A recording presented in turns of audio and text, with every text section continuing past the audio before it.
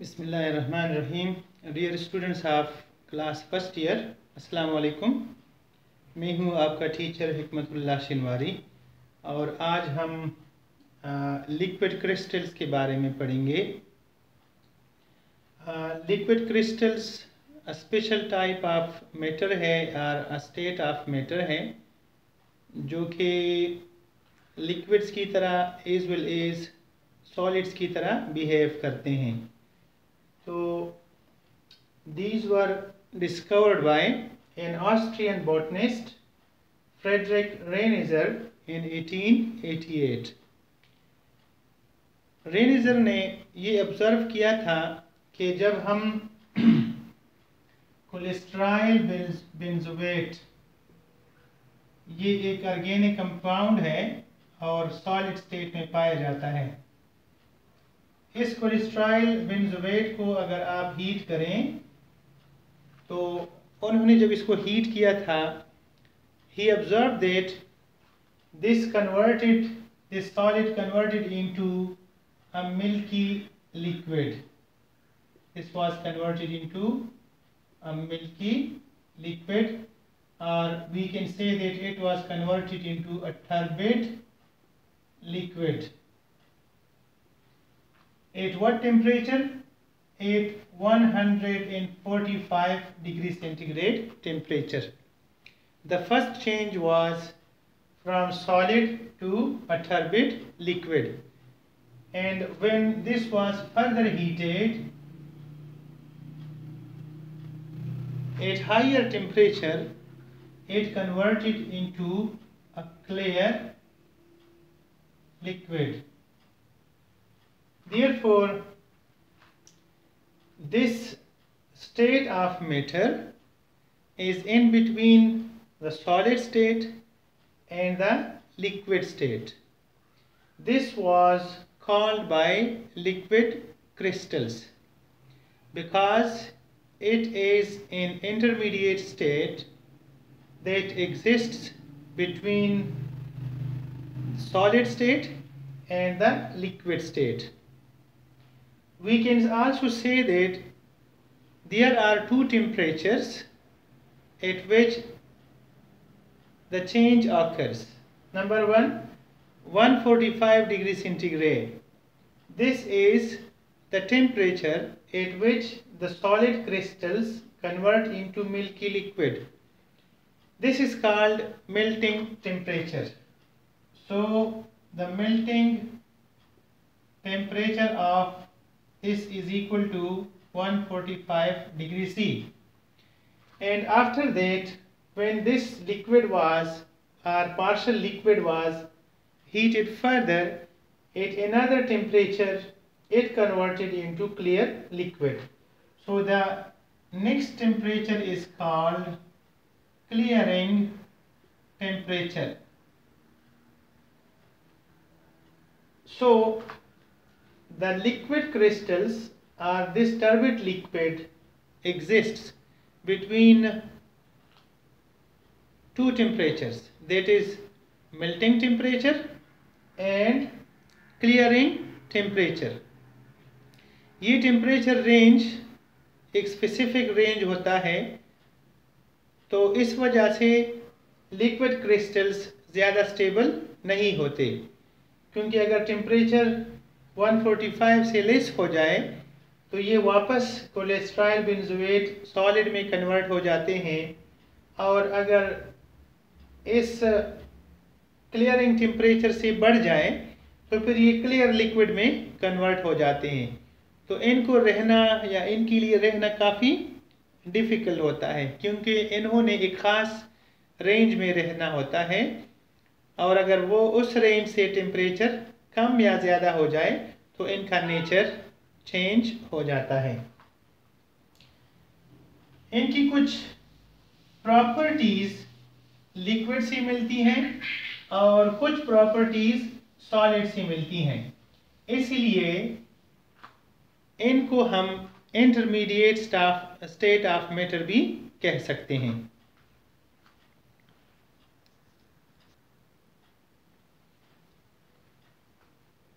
Dear students, now we define the liquid crystals.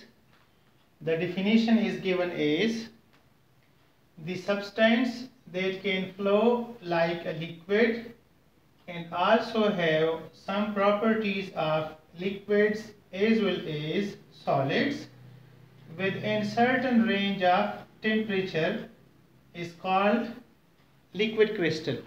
यानी ये ऐसा सब्सटेंस है जो कि कुछ प्रॉपर्टीज़ लिक्विड की तरह उनके हैं जबकि कुछ प्रॉपर्टीज़ सॉलिड्स की तरह हैं और ये एक ख़ास टेम्परेचर रेंज में एग्जिस्ट कर सकते हैं. तो the substance that can flow like a liquid, वो लिक्विड की तरह फ्लो कर सकते हैं.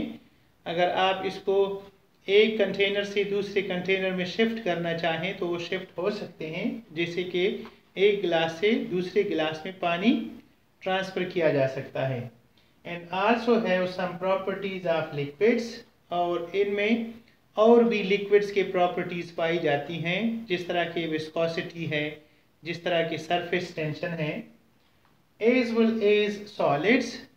इसमें कुछ प्रॉपर्टीज़ सॉलिड्स की तरह भी होती हैं क्योंकि ये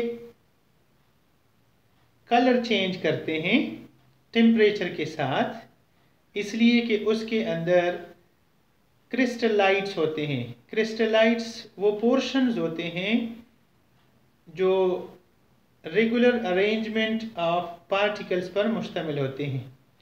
तो उनकी वजह से ये सॉलिड्स की तरह भी बिहेव करते हैं. They exist in certain range of temperature. ये एक पार्टिकुलर रेंज ऑफ टेम्परेचर में एग्जिस्ट कर सकते हैं. जिस तरह कि मैंने आपको बताया था कि मेल्टिंग टेम्परेचर और क्लियरिंग टेम्परेचर के बीच जो वक्फा होता है या एक रेंज होता है, उसके अंदर ये एग्जिस्ट कर सकते हैं, उनसे बाहर ये एग्जिस्ट नहीं कर सकते. दूसरी डेफिनेशन क्या है? The intermediate phase of matter lying between the solid phase and the normal liquid phase. यानी एक सॉलिड फेज है और दूसरा लिक्विड फेज है. तो इन दो फेजेस के दरमियान एक और फेज ऑफ मैटर पाया जाता है जिनका बिहेवियर कुछ तो सॉलिड्स की तरह होता है और कुछ लिक्विड्स की तरह होता है. तो उनका नाम है लिक्विड क्रिस्टल्स. हम ये कह सकते हैं कि फ़र्ज़ करें एक सॉलिड है, उसको अगर आप हीट करें और इसका मेल्टिंग पॉइंट टेम्परेचर पहुँचे तो मेल्टिंग पॉइंट के ऊपर ये लिक्विड क्रिस्टल में कन्वर्ट हो जाता है. और अगर इस लिक्विड क्रिस्टल को आप फर्दर हीट करें तो फिर ये क्लियर लिक्विड में कन्वर्ट हो जाता है. तो दोनों के बीच का या इंटरमीडिएट जो स्टेट ऑफ मैटर है, इसको हम लिक्विड क्रिस्टल कहेंगे. अब हम पढ़ते हैं उनके यूजेस. यूज पढ़ने से पहले हम कुछ ऐसे प्रॉपर्टीज़ में आपको बता देता हूँ जो इनके अंदर पाई जाती हैं. मिसाल के तौर पर इनमें पाई जाती हैं कुछ प्रॉपर्टीज़ ऑफ लिक्विड्स. वो कौन सी प्रॉपर्टीज़ हैं? उनमें एक है viscosity. They are viscous, they have certain resistance to flow. तो जिस तरह हनी जो है उसकी विस्कोसिटी ज़्यादा होती है, रेजिस्टेंस टू फ्लो उनका ज़्यादा होता है, जबकि उसके मुकाबले में वाटर की जो रेजिस्टेंस टू फ्लो है वो कम है या उनकी विस्कोसिटी कम है. तो इनकी भी एक ख़ास विस्कोसिटी हुआ करती है. Number 2, surface tension. Surface tension एक और प्रॉपर्टी है कि जिस तरह फॉर एग्जांपल वाटर है, वाटर के सरफेस के ऊपर एक स्पाइडर जो है ना वो बैठा रहता है और उनके जो पाँव है वो पानी के सरफेस पे लगे होते हैं, लेकिन वो डूबते नहीं। इस तरह से उसमें गड्ढे से पड़ जाते हैं और ये बैठा रहता है, लेकिन ये पानी में डूबता नहीं है। तो this is because of the surface tension of water. इसी तरह उसमें कुछ प्रॉपर्टीज ऑफ सॉलिड्स भी पाई जाती हैं। वो क्या है? मिसाल के तौर पर ये डिफ्रैक्शन कर सकते हैं। डिफ्रैक्शन से ये मुराद है कि अगर फर्ज करो ये उनके लेयर्स ऑफ पार्टिकल्स हैं और हमें पता है कि इनके अंदर क्रिस्टलाइट्स मौजूद होते हैं जिनके पार्टिकल्स रेगुलरली अरेंज्ड होते हैं। जब इनमें से लाइट पास होती है तो लाइट पास होने के साथ फिर जब ये वापस रिफ्लेक्ट होती है तो इस दौरान इसका वेवलेंथ चेंज हो जाता है और इस वेवलेंथ के चेंज होने की वजह से फिर ये डिफरेंट कलर्स शो करता है। तो ये ऐसी प्रॉपर्टीज हैं जो कि सॉलिड की हैं और इनमें पाई जाती हैं। नेक्स्ट जो इम्पोर्टेंट भी है वो है यूजेस इन डेली लाइफ। हम इनको किस तरह और कहाँ इस्तेमाल करते हैं। Number 1, temperature sensors. These liquid crystals can be used as temperature sensors। मकसद ये है कि चूंकि अभी मैंने आपको बताया था कि इसके पार्टिकल्स रेगुलरली अरेंज होते हैं और जब लाइट इनके ऊपर पड़ती है तो लाइट जब रिफ्लेक्ट हो जाती है तो ये एक खास कलर्ड लाइट होती है। अब अगर इसको हीट किया जाए, अगर हम इसको हीट करें, इसका टेम्परेचर बढ़ा दें, तो फिर इनके दरमियान इनके जो लेयर्स ऑफ पार्टिकल्स हैं उनके दरमियान गैप बढ़ जाता है और गैप बढ़ने की वजह से जो लाइट अब रिफ्लेक्ट होगी तो उसका एक डिफरेंट कलर होगा। यहाँ पर जो लाइट फॉर एग्जांपल एक कलर की इमिट हो रही थी या रिफ्लेक्ट हो रही थी, अब इस सूरत में एक डिफरेंट कलर वाली लाइट इमिट होगी या रिफ्लेक्ट होगी। उसकी वजह यह है कि पहले यहाँ के गैप्स कम थे, अब टेम्परेचर बढ़ने की वजह से इनके गैप्स बढ़ गए हैं और अब रिफ्लेक्टेड लाइट का कलर भी साथ साथ चेंज हो चुका है। इसलिए इनको हम टेम्परेचर सेंसर्स के तौर पर इस्तेमाल कर सकते हैं। इसी तरह से हम इनको फॉर एग्जांपल जैसे मिसाल के तौर पर फीवर एक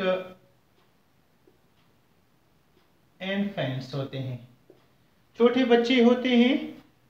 आपको पता है कि जब हम किसी बीमार का थर्मामीटर की मदद से टेम्परेचर चेक करते हैं तो उसके या तो मुंह में रख लेते हैं या बगल में रखते हैं, लेकिन छोटे बच्चे के साथ ऐसा करना मुश्किल होता है।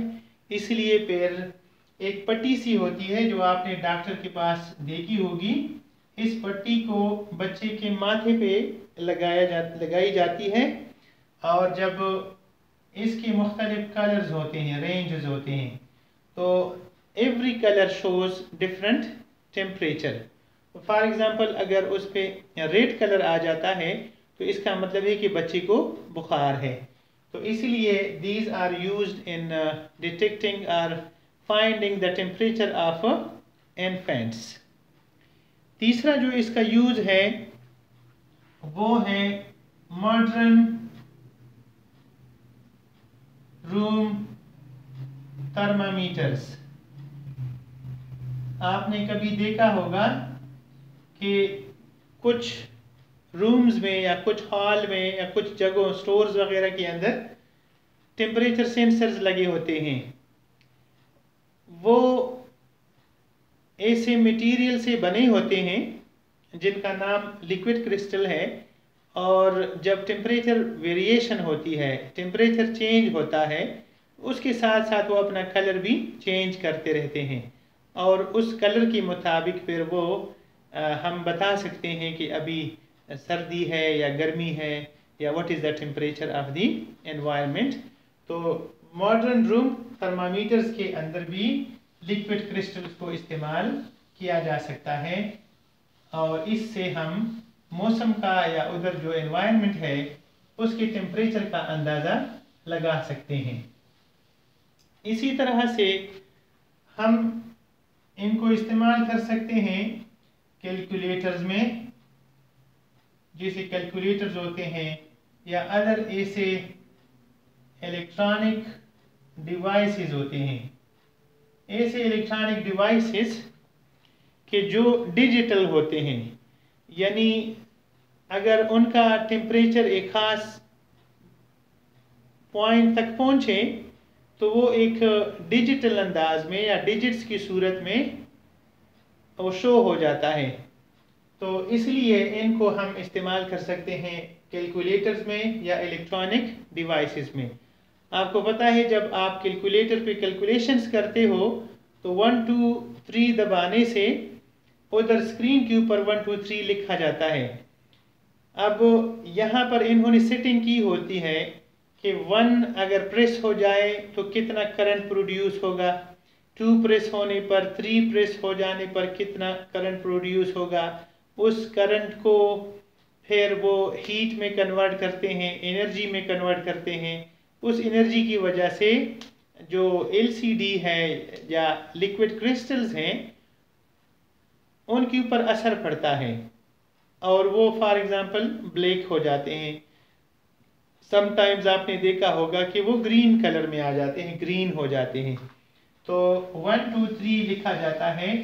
डिजिटल वॉचेस जो होते हैं, फॉर एग्जांपल जो घड़ियां होती हैं, डिजिटल वॉचेस जिसे कहा जाता है, उनमें भी लिक्विड क्रिस्टल्स का इस्तेमाल हुआ करता है।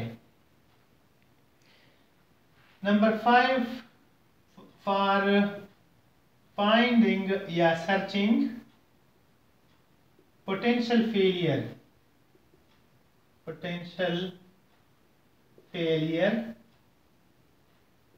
in micro electronic circuits। Micro electronic circuits ये बहुत नाजुक और बहुत ही फाइन होते हैं। तो उनके अंदर कहीं पर अगर पोटेंशियल फेलियर हो, जिस तरह की बिजली की कोई तार कट जाती है, इसी तरह इनमें भी पोटेंशियल फेलियर्स आ जाते हैं। कहीं पर उसमें फॉल्ट्स आ जाते हैं। तो उस फॉल्ट को फाइंड आउट करने के लिए लिक्विड क्रिस्टल्स का इस्तेमाल किया जाता है। जाहिर है जहाँ पर पोटेंशियल फेलियर होगा उसका टेम्परेचर बाकी के बॉडी से डिफरेंट होगा और इस टेम्परेचर डिफरेंस को डिटेक्ट किया जा सकता है with the help of liquid crystals.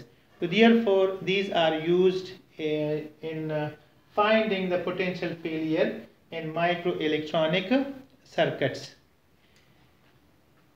Number 6, location of tumors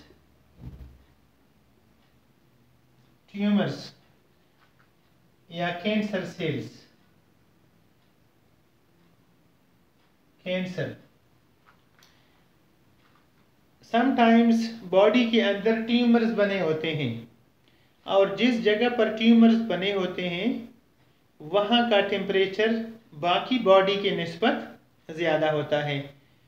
तो अगर डॉक्टर्स लोकेट करना चाहें कि ट्यूमर्स कहाँ पर बन चुका है तो उसके लिए लिक्विड क्रिस्टल्स का एक पेस्ट होता है और इस पेस्ट को अप्लाई किया जाता है on the surface of our body और जहाँ जहाँ पर ये ट्यूमर्स मौजूद होंगे या कैंसर सेल्स मौजूद होंगे वहाँ का टेम्परेचर ज़्यादा होने की वजह से लिक्विड क्रिस्टल्स का जो कलर है वो ब्लू हो जाता है और इस तरह से हमें ब्लू स्पॉट्स नज़र आने लगते हैं।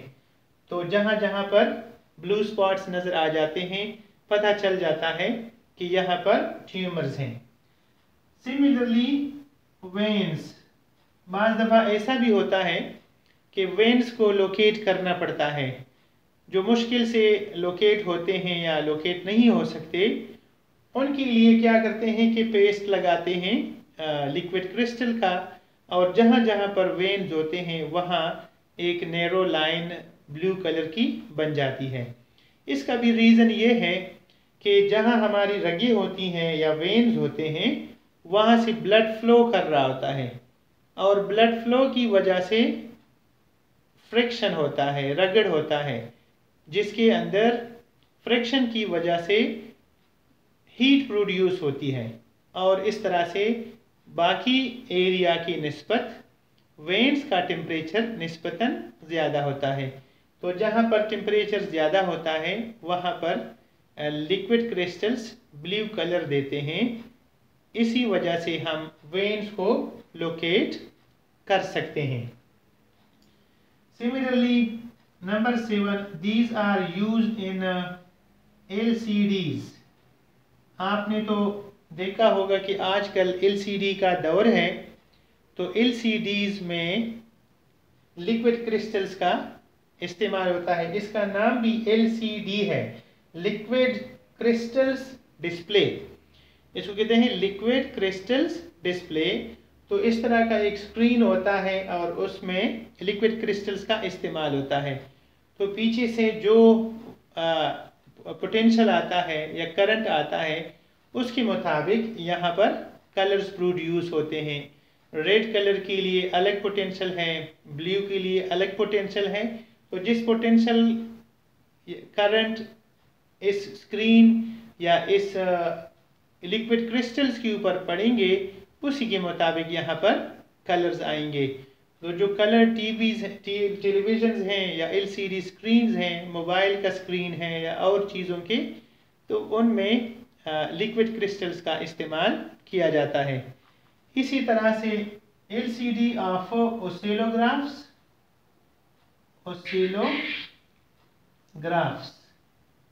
और जो टीवी होते हैं, टीवी स्क्रीन होते हैं, इनमें इनका इस्तेमाल किया जाता है।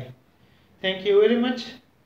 उम्मीद करता हूँ कि आपने लिक्विड क्रिस्टल्स को समझा होगा कि लिक्विड क्रिस्टल्स क्या हैं, उनका नेचर क्या है, उनके कैरेक्टरिस्टिक्स क्या हैं और उनके डेली यूजेस क्या हैं। Thank you very much. Allah हाफिज़।